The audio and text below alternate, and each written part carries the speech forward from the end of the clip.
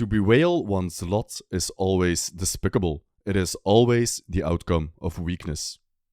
Nietzsche considered himself a psychologist, and every now and then we come across a passage or aphorism where he talks about common human behaviors and how he analyzes them. And perhaps there is nothing more human than to complain. But complain about what? Nietzsche's philosophy, like most philosophy really, is about suffering, and more importantly, how to deal with suffering. The fact of the matter is that suffering is a part of life. It's part of the world, and explanations for suffering and how to escape it constitute most of the religious and philosophical doctrines that exist. Nothing is more obvious and confrontational than the fact that life, something that happens to us without our choice or consent, is full of pain and misery. This fundamental problem of evil at once gives birth to two questions. First, what can we do about it? And second, whose fault is it?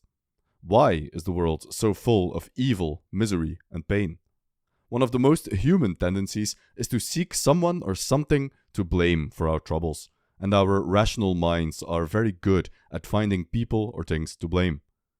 You have to slave away and plow the fields and break your back, and giving birth is a painful ordeal, because Adam and Eve ate the forbidden fruit. Or, the material world is actually an imperfect, fallen creation of the demiurge, and your body of flesh and blood is a prison, and true bliss awaits in the afterlife. Or, this world is the product of a metaphysical divorce in the fabric of reality, where the fundamental unity of the will, through the workings of the rational, perceiving intellect, gets broken up into two parts, will and representation. And so now there is duality instead of unity, and all of creation is groaning and weeping and gnashing its teeth as a result. And so, when faced with this mountain of suffering that is baked into the cake of reality, we are at once posed with a challenge: to undergo it or to overcome it. For Nietzsche, to whom everything can be viewed in terms of strong and weak, the question of suffering is answered differently depending on who provides the answer. The question of suffering is the following: when faced with all the pain and misery in the world, is there a counterbalance of joy and happiness, something that makes it all worth it, or is the weight of the world too much to bear? All the great religions of the world answer in the negative. The pain and suffering, in this world at least, outweighs all the good that may come of life. To the extent that they do answer in the positive, this positive is always framed as an escape from the world, let's say heaven, nirvana, or the fields of Elysium. The philosophers, too, seem to agree with this pessimistic assessment. In all ages, the wisest have always agreed in their judgment of life. It is no good.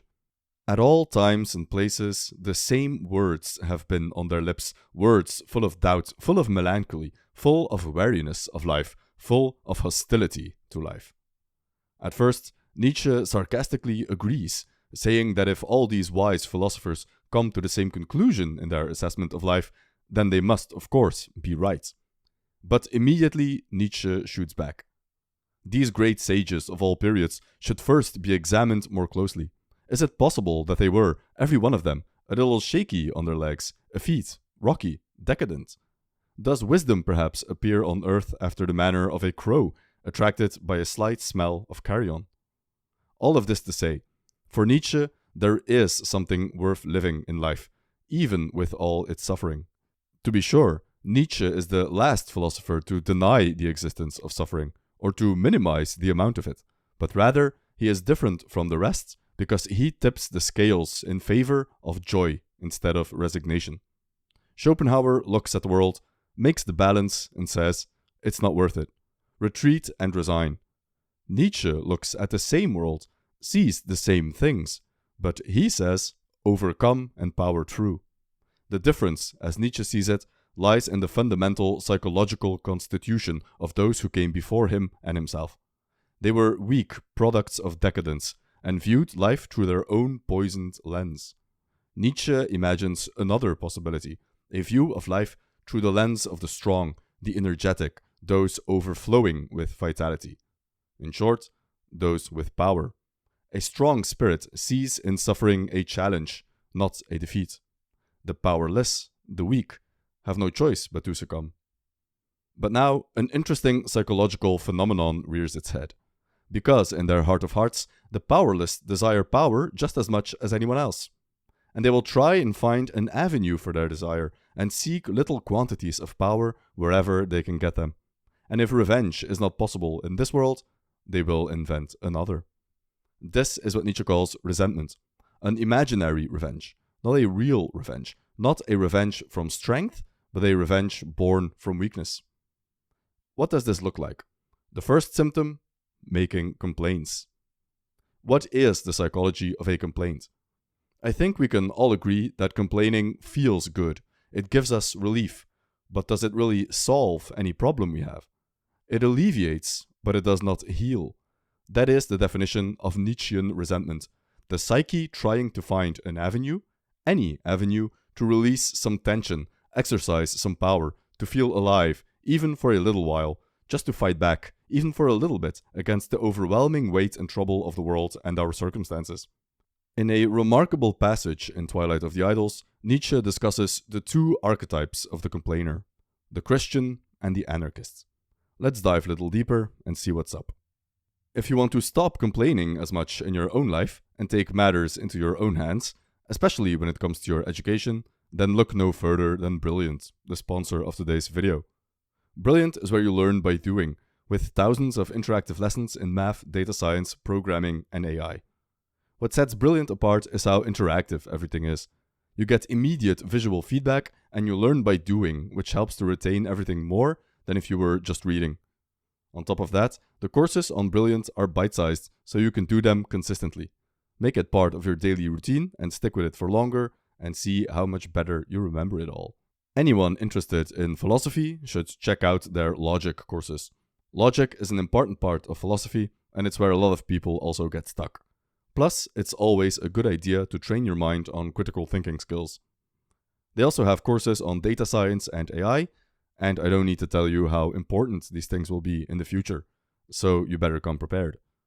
To try everything Brilliant has to offer for free for a full 30 days, visit brilliant.org/Weltgeist or scan the QR code on screen. Or you can click the link in the description. You'll also get 20% off an annual premium subscription. Thanks again to Brilliant for sponsoring this video, and now back to Nietzsche. So, Twilight of the Idols. Nietzsche addresses his paragraph to two prototypical types of complainers, Christians and anarchists. When he speaks of anarchists, he's not really aiming at the ideology of anarchism itself, but rather it's more about the poor in general, the lower rungs of society, the have-nots, and those who are dissatisfied with their material lot in life, and how they choose to vent their frustration. At first glance, Christians and anarchists might not have a lot in common. But that is exactly the point that Nietzsche will make. They are superficially different, but fundamentally the same. They are both, on some level, dissatisfied with life. The anarchist's problem is material, the Christian's problem is spiritual. Nietzsche is going to argue that both suffer from the same malaise, décadence, and both seek to remedy their malaise through the same means. First, by complaining about it. Second, by seeking to recreate the world in their image. But they do so in a dishonest manner. They hide their resentment behind high ideals that serve as nothing more than convenient masks for their true, more insidious intentions. On the surface, they both seem to preach a noble ideal, a better life for everyone. But how will that utopia be achieved? By doing away with social hierarchy in the case of the anarchists, and by doing away with spiritual hierarchy in the case of the Christian. They are both, Nietzsche says, and this is the important part, arguing for equality. This is the part that is fundamentally resentful and dishonest about their positions. They are not saying, I am weak and therefore I desire to be stronger. No, they are saying, I am weak and therefore everyone else should be weak as well, especially the strong. There is not a desire to lift oneself up, but a desire to tear others down. It is the revenge of the weak against the strong, of the miserable against the happy. Revenge is their brand of equality.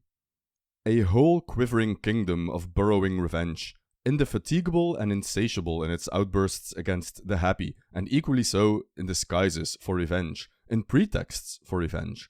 When will they really reach their final, fondest, most sublime triumph of revenge? At that time, doubtless, when they succeed in pushing their own misery, in fact, all misery, into the consciousness of the happy, so that the latter begin one day to be ashamed of their happiness. The doctrine of equality. But there is no more deadly poison than this, for it seems to proceed from the very lips of justice, whereas in reality it draws the curtain down on all justice. It's worth pointing out that for Nietzsche, life itself is unequal, as life is simply nature, and nature is simply life. Is not living, valuing, preferring, being unjust, being limited, endeavoring to be different? So what Nietzsche is doing here is taking all the lofty ideals and so-called noble aspirations of the Christian and the anarchists and unmasks them for having psychological roots, for being born from a position of weakness and the desire to be stronger. But because they're not in a position to actually affect the change they want to see, because they are too weak to increase their own power, all they can hope to do is complain relentlessly, seek to tear others down, and at last throw metaphorical dirt at the strong, trying to shame them for being strong, and trying to make a virtue out of weakness. The Christian uses the doctrine of equality before God, and the anarchist uses the doctrine of equal rights for all, which, as Nietzsche points out, are identical phrases. What is bad? But I have already answered. All that proceeds from weakness, from envy, from revenge. The anarchist and the Christian have the same ancestry. They are glad in their inmost heart that there is a standard according to which those who are over-endowed with intellectual goods and privileges are equal to them. They contend for the quality of all before God, and almost need the belief in God for this purpose. The key word in this final quote is the word need. A large part of Nietzsche's philosophy deals with the psychology of religion, or what he in Beyond Good and Evil calls the religious neurosis. The idea is that humans create value systems that serve their own psychological constitution. Over here in the 21st century, that statement seems almost so self-evident that it shouldn't even need to be said out loud. But in the 19th century, before Freud, before Jung, before psychology became such a dominant force in the humanities, this was a revelation. The essence of Nietzsche's position is that religious belief doesn't stem from an honest search for the truth, but stems from a psychological need. The weak had to invent religion so they could level the playing field with the strong. Being weak in the physical plane, they invented a spiritual plane in which they could be the superior ones and exact their type of imaginary revenge that Nietzsche calls resentment. Keep in mind that this has nothing to do with the equality they profess. It's about tearing down the strong. That is their first motivation. And if an equality should result from that, like equality before the eyes of God, then that equality is just a side effect, not the main event. As a quick aside, Nietzsche was probably the first who really brought this idea to the forefront, that religion arises out of a psychological, rather than a sociological, or more naively, theological need. But a precedent in this matter was set by Schopenhauer, who mainstreamed the idea in philosophy that it's not the intellect who is the main driver of human motivations, but the will. In other words, that something fundamentally irrational lay at the basis of what compels humans to do the things they do, including inventing religion. Nietzsche, however, is much more cynical than Schopenhauer, who is, on the whole, more friendly towards religion. Schopenhauer believed that the will was a real thing, a real metaphysical substrate of reality. And so he believed that humans could more or less access this will, this fundamental truth at the heart of the universe, through all kinds of different means. So the great world religions, he argued, all pointed towards this fundamental truth with a capital T of the will, and some religions do so better than others. Christianity and Buddhism in particular got really close, according to Schopenhauer.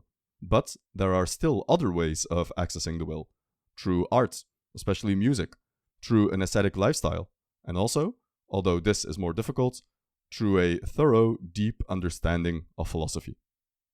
For Nietzsche, no such truth with capital T exists, let alone that we humans can really access it. This amounts to a total rejection of Schopenhauer's philosophy. But nevertheless, Nietzsche takes over certain ideas or ways of thinking and uses them for his own ends. And one example of that is the idea that it's not the intellect, but something else entirely that drives human action. And so Nietzsche arrives at his concept of the will to power.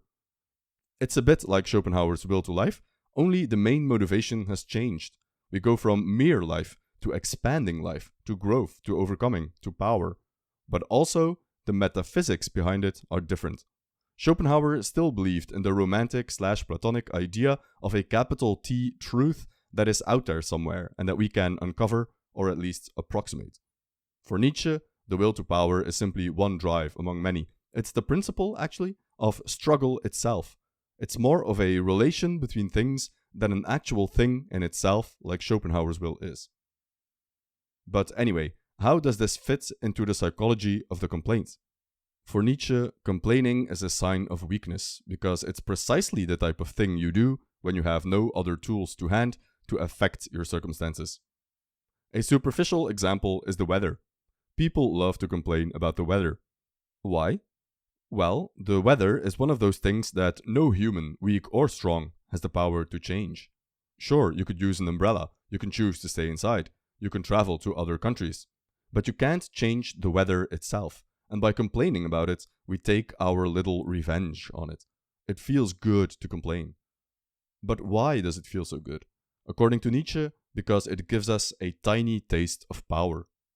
It's not real power, of course, but a sort of imaginary power. And that's precisely what resentment is, an imaginary revenge.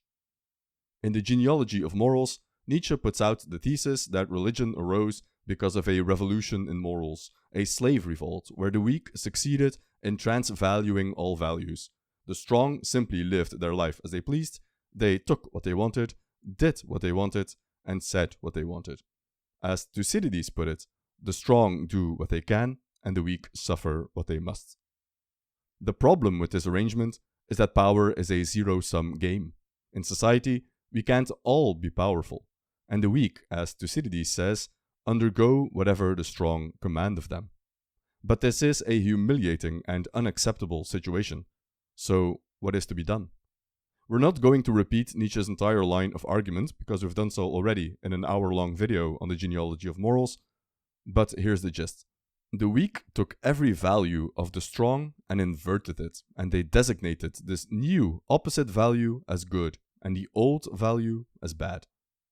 If the strong simply take what they want, then that's greed, and greed is not good. What is the opposite of greed? Poverty. Suddenly, willful poverty becomes a virtue, hence why monks swear a vow of poverty, and a vow of chastity as well, of course. Because the strong love to indulge in their carnal desires, the weak had to invent a way to make those desires evil. In this way, the weak have their little revenge, their own tiny taste of power. They get to feel good when they admonish the strong for being strong, because they invented value systems that designate the strong and their way of life as evil. We can put this in a more cynical formulation. The weak, who sing the praises of poverty and chastity, are actually lying about what they want in life. To others, for sure, but most of all, lying to themselves. Nietzsche's sneaking suspicion is that the weak would want nothing more than to be the strong and powerful themselves, but they can't get it, so they invent another world, an imaginary one, in which they can pretend to be powerful ones instead. The Christian, he who for 2000 years has passed as a Christian, is simply a psychological self-delusion. Closely examined, it appears that, despite all his faith, he has been ruled only by his instincts. And what instincts? The weak, after all, are still only human, and humans desire power. As a quick aside, this is why Nietzsche, for all his opposition to Christianity, actually admired Jesus himself. Jesus didn't lie to himself. He preached a way of life that was without resentment. Jesus lacked this fundamental instinct for revenge. It was totally absent in his soul. To put it more simply, if the Christian lies to himself about his true desires, then in Jesus there is no lie, just authenticity. Jesus was a pure soul who didn't have these power-hungry ulterior motives. That's what Nietzsche means with the famous enigmatic phrase, "There was only one Christian and he died on a cross." You'll notice, when reading the Gospels, that Jesus never complains, never speaks in terms of opposition, he never uses the word revenge. Constantly, the Pharisees try to lure him into this trap. They ask him to condemn an adulterous woman.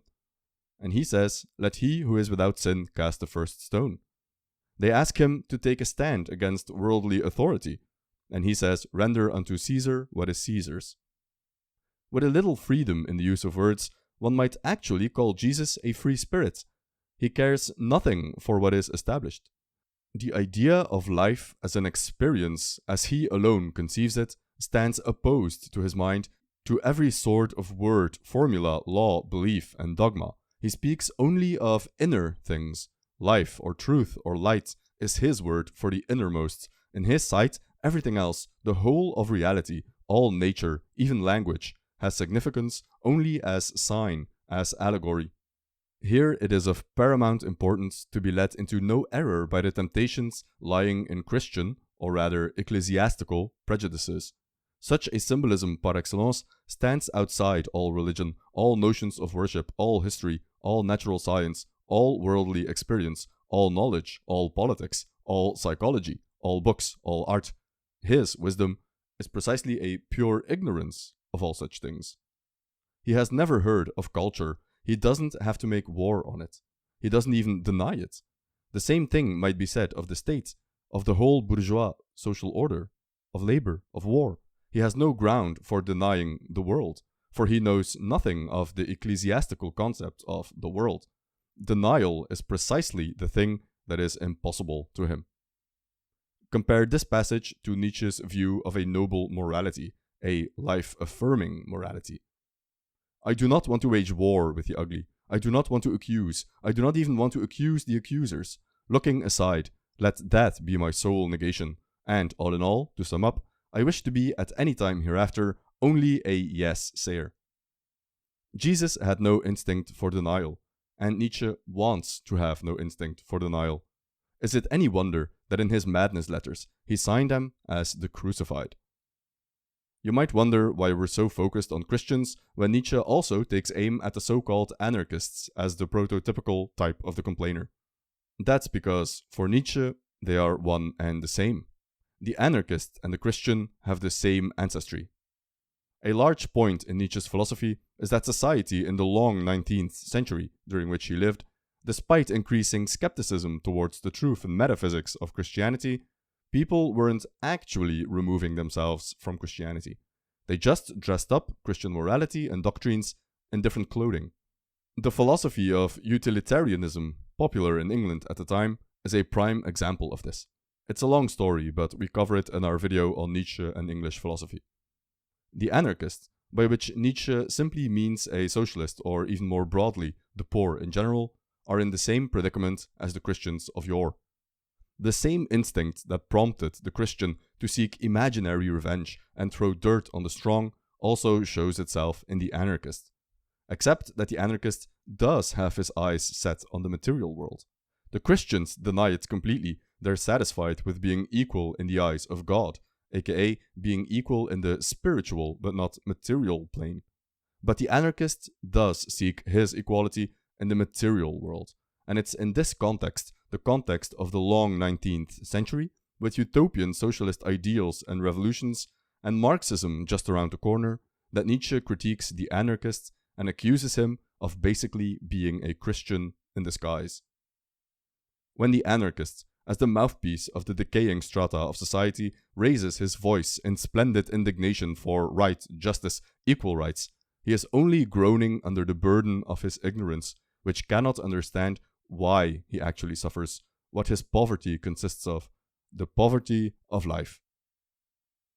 And again, the main psychological point is this: complaining feels good. His splendid indignation alone relieves him somewhat. It is a pleasure for all poor devils to grumble. It gives them a little intoxicating sensation of power. In fact, complaining feels really good. The very act of complaining, the mere fact that one bewails one's lot, may lend such a charm to life that on that account alone, one is ready to endure it. There is a small dose of revenge in every lamentation. The problem is, as we've mentioned at the start of the video, that life is full of suffering. How do we deal with this suffering? Either we have the strength to do something about it, or we do not. And if we don't, we must cope somehow. Whether one ascribes one's afflictions to others or to one's self, it is all the same. The socialist does the former. The Christian, for instance, does the latter. That which is common to both attitudes, or rather that which is equally ignoble in them both, is the fact that somebody must be to blame if one suffers. In short, that the sufferer intoxicates himself with the honey of revenge to allay his anguish. You can make the argument that since the anarchist is focused on the material world, and since he ultimately does seek to effect change in the real world, this makes him a fundamentally different creature from the Christian. After all, what if the revolution succeeds? But Nietzsche's problem goes deeper than that. It's about the underlying psychology of someone who wants a revolution like that, what in Beyond Good and Evil he calls a leveler.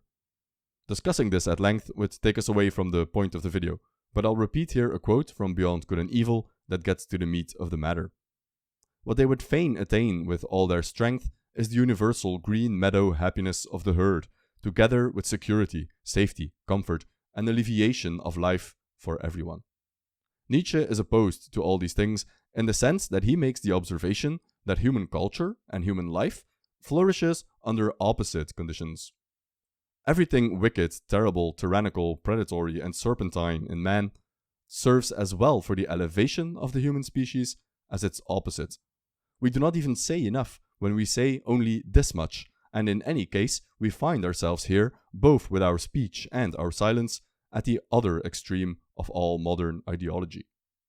Nietzsche has a totally different view of mankind, a view based on embracing suffering, danger, the Jungian shadow, the dark side of humanity, and the dark side of life. He seeks a humanity that integrates and embraces all these shadowy parts. He wants us, his readers, the free spirits of the future, to bravely stare into the abyss. That is Nietzsche's vision of a psychology of the future, and in this psychology, there is no room for complainers. The question naturally arises: if complaining is a sign of the weak, then what is the opposite? We've already hinted at it: life affirmation. It really is a shame that Nietzsche succumbed to madness so early in life. If he had been around for longer, he would have written more books expounding on his vision for the future. As it stands, in Nietzsche's written works, we find that he mostly deals with the past. That is, he spends more time destroying the philosophies of the past than talking about his ideal philosophy of the future. But what we do know is that he himself left the door open for those who came after him to finish what he started. The subtitle to Beyond Good and Evil is A Prelude to a Philosophy of the Future. A prelude, that is, not the complete thing, a starting point, an appetizer. In Beyond Good and Evil, he talks about the so-called free spirits of the future, the generation of philosophers who would come after him. And further down in the future still, we have, of course, the arrival of the Übermensch, a concept that is as famous as it is shrouded in mystery. He only really talks about it in Thus Spoke Zarathustra, and even so, in pretty vague terms. There, the Übermensch is presented as the next stage in the evolution of mankind, something beyond human, unburdened by the old moralities of the past, which Nietzsche sought to destroy, the self-overcoming of mankind at large. And Zarathustra himself is only a prophet. That is, he makes an announcement. A prophet doesn't lay out an entire system or a roadmap. A prophet is someone who speaks in riddles, speaks of the future, and heralds the coming of something. The biblical prophets preached the coming of the Messiah. Zarathustra preaches the coming of the Übermensch. But where does that leave us? In our little post-death of God world, sandwiched between this great historical event and the still greater event of the coming Übermensch. As mentioned, Nietzsche's philosophy falls relatively silent here. But there are hints. Let's look at one. What if, some day or night, a demon were to steal after you in your loneliest loneliness and say to you, "This life, as you now live it and have lived it, you will have to live once more, and innumerable times more, and there will be nothing new in it, but every pain and every joy and every thought and sigh must return to you, all in the same succession and sequence, even this spider and this moonlight between the trees, and even this moment and I myself. The eternal hourglass of existence is turned over and again, and you with it, speck of dust. Would you not throw yourself down and gnash your teeth and curse the demon who spoke thus? Or have you once experienced a tremendous moment when you would have answered him, "You are a god, and never have I heard anything more divine"? This is the famous thought experiment in the joyful science, an idea that would take hold of Nietzsche and play an increasingly important role in the further development of his philosophy, under the banner of the so-called eternal recurrence. Later on in his career, Nietzsche seems to believe that the eternal recurrence is not just a thought experiment, but that it might actually be a physical reality. But that's a story for another video. In the joyful science, it's framed as a thought experiment. What if you had to relive your life the exact same way as it happened now, over and over again for all eternity? Would you enjoy this arrangement or hate it? The answer to this question is a measure of how much you are able to affirm life. Hypothetically, ideally, this thought experiment leaves you jubilant. It's the best news you've ever heard. You love and enjoy life so much that of course you want to repeat it over and over again. But if you read between the lines a bit, Nietzsche seems to think that only the Übermensch, this creature of the future, something beyond man, can actually affirm life to the fullest. And the reason why is because in thinking about this thought experiment, we don't just look at life as a totality. You don't zoom out, so to speak, look at your life as a whole and think, okay, there was some bad in here, some good, but overall I had a pretty good life, so let's do it again. That's the wrong way to think about this. Life affirmation of this kind affirms every single moment of your life, every second of it, including, and this is what most people tend to overlook, the bad parts. And I don't need to tell you that life can get pretty bad. It's easy to be life-affirming after you got a raise, when your child is born, on your wedding day, but Nietzsche asks from us the courage to be equally life-affirming when we get fired, when we lose a loved one, or when we go through a divorce. The demon comes to you in your loneliest loneliness. He comes to you when you're at your lowest, and he's here to tell you, this moment of supreme suffering, of infinite pain, do you have the courage to say to me, yes, I want this, again and again for all eternity? Nietzsche believes that saying yes to this demon in this moment is simply impossible for humans. It requires superhuman psychological strength. Nevertheless, the thought experiment poses as an ideal that we can strive towards. This is as close to a positive, practical ideal that Nietzsche ever gives us in his writings. You can flip around the thought experiment a bit and think to yourself, when you're presented with a choice in life, if I had to relive and remake this choice again and again for all eternity, and by making a choice now, I'm locking in myself for all eternity, how would this influence my decision? How would you look at life? What would your next morning look like? Nietzsche challenges us to embrace the entirety of our existence, from the peak of ecstasy to the depths of despair. This thought experiment isn't just about accepting life, it's about loving it, every single second, with a fierce, unyielding passion. Imagine standing in that moment of your loneliest loneliness, where the shadows seem endless, and yet you find the strength to say, yes, I want this again. That isn't just courage, it's a profound act of love for life and fate. Amor fati. By envisioning our lives as an eternal recurrence, we are pushed to make decisions not just for the moment, but for an eternity of moments. We learn to live with intention, to choose with wisdom, and to find joy even in our darkest hours.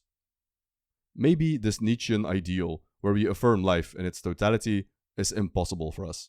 But it's worth it to try, to love life even when it hurts. Let's not live life just for the highlights, but for the whole spectrum of human experience. Because in this embrace of life's full cycle, we discover not just resilience, but a profound, life-altering inspiration. We find that even in the shadow, there is beauty. In the pain, there is growth. And in every moment, there is an opportunity to live and to find joy. And with this realization, we are not just surviving. We are thriving, echoing through eternity with a resounding, joyful yes. And chances are, you'll stop complaining so much. Thank you for watching. If you enjoyed the video, please leave a like, a comment, and subscribe. I was surprised to learn that 80% of the viewers aren't subscribed to the channel, so it would help out a lot if you did. We'll release more videos on Nietzsche as well as other philosophers in the future, so subscribe and don't miss out. And as always, a big thank you goes out to our Patreons who keep the channel running. If you want to support us and have access to a dozen exclusive videos and book reviews, take a look over there. We upload videos that analyze poetry or deal with subjects that might be too spicy for YouTube, and it's a great way to support the channel if you like the work we do. With all of that said, thanks again for watching, and we'll see you in the next one.